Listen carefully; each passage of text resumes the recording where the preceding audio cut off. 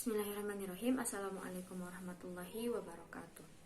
Baiklah, pada kesempatan kali ini saya akan memaparkan beberapa hadis yang mana tema hadis tersebut itu merupakan tema yang cukup fenomenal di kalangan masyarakat. Baiklah, langsung saja yang pertama, yaitu mengenai hadis tentang sholat tasbih. Seperti yang kita ketahui bersama, sholat tasbih ini mungkin sudah tidak asing lagi didengar oleh kita, yang mana sholat tasbih ini merupakan sholat sunnah yang dilaksanakan sebagai penghapusan dosa. Ada yang mengatakan bahwa minimal seumur hidup itu melakukan sholat tasbih sebanyak 1 kali. Nah, adapun hadis mengenai sholat tasbih ini terdapat dalam kitab induk primer. Di dalam 3 kitab induk primer itu terdapat hadis mengenai sholat tasbih ini, yaitu terdapat dalam Sunan Abi Dawud nomor 1927, dalam Sunan Ibnu Majah nomor 1386, dan dalam Jami Kabir At-Tirmizi nomor 481 dan 482.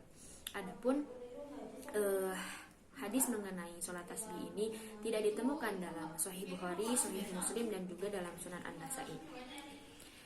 Nah, lalu bagaimana kualitas dari hadis mengenai sholat tasbih ini?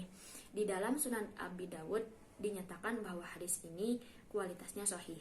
Ada pula dipersoalkan hadis ini dalam Sunan Ibnu Majah yang mana sanadnya ini bermasalah, sehingga ada juga ulama yang berpendapat bahwa hadis ini kualitasnya dhaif. Nah, akan tetapi dalam hadis-hadis lain itu juga terdapat mengenai hadis tentang sholat tasbih, yang mana hadis ini menjadi pendukung bahwa amalan sholat tasbih ini dapat dilakukan.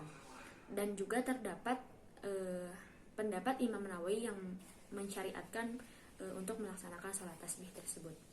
Terlepas dari perbedaan pendapat tersebut, lalu bagaimana mengenai hukum dari pelaksanaan sholat tasbih ini?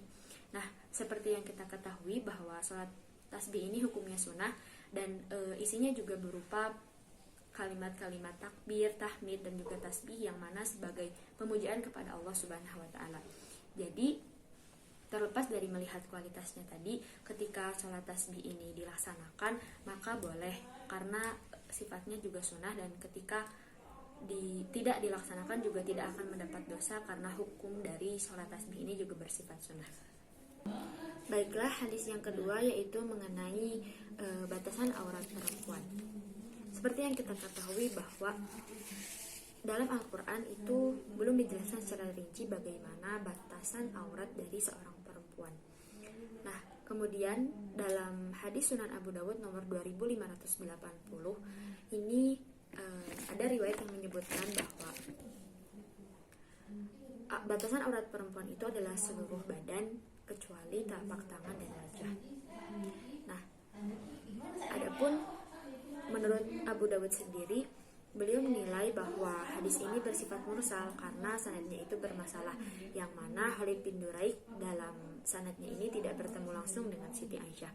Akan tetapi ada riwayat lain yang menyebutkan bahwa Khalid bin Duraik ini merupakan murid dari Siti Aisyah.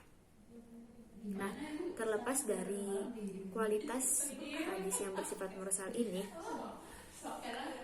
hadis ini tetap bisa dijadikan hujah atau pijakan karena hadis ini tidak bertentangan dengan Al-Quran, tidak bertentangan dengan akal, dan juga tidak bertentangan dengan syariat, yang mana seperti kita ketahui bahwa dalam Al-Quran juga belum dijelaskan secara rinci bagaimana batasan aurat perempuan yang sesungguhnya, sehingga tidak masalah jika hadis ini dijadikan sebagai hujah. Yang ketiga yaitu hadis tentang larangan minum sambil berdiri.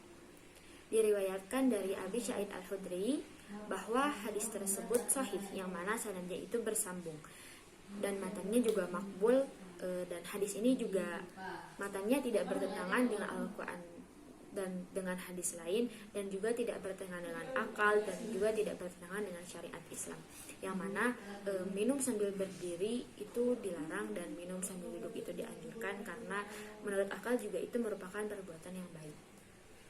Kemudian ada hadis lain yang menyatakan tentang kebolehan minum sambil berdiri.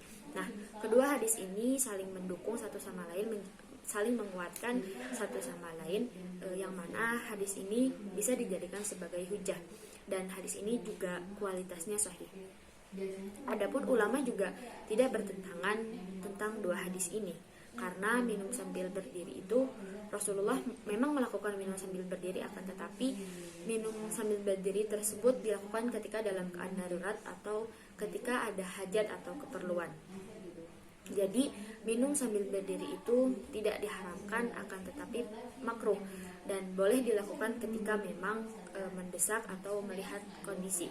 Seperti misalnya ketika kita sedang bepergian haji atau umroh dan meminum air zam-zam di dalam keramaian dan itu tidak memungkinkan kita untuk duduk, maka diperbolehkan untuk berdiri.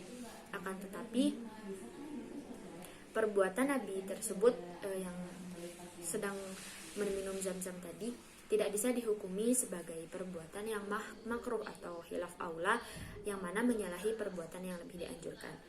Sehingga kesimpulannya minum sambil duduk itu lebih dianjurkan.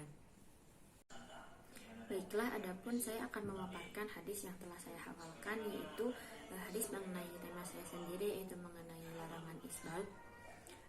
Haddatsana Adam, haddatsana Syu'bah, haddatsana Sa'id bin Sa'id al-Maqburi an Abi Hurairah radhiyallahu anhu qala Rasulullah sallallahu alaihi wasallam ma asfala minal ka'baini minal izari fa finnar, yang artinya barang siapa yang menjulurkan kain sarungnya hingga mata kaki, maka tempatnya adalah neraka.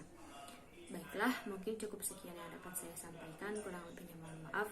Wassalamualaikum warahmatullahi wabarakatuh.